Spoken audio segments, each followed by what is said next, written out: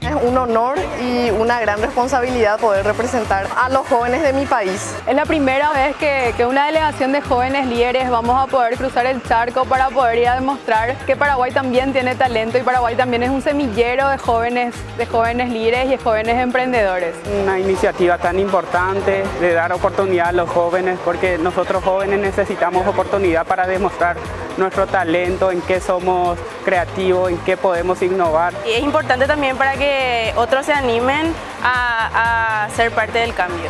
Esto es un orgullo realmente poder representar a Paraguay, y más en un tema que es tan apasionante y tan necesario como acción climática, pero estoy muy agradecido. Nosotros nos comprometemos en seguir apostando a la juventud, en seguir dando beneficios, en seguir dando herramientas, en seguir generando más oportunidades.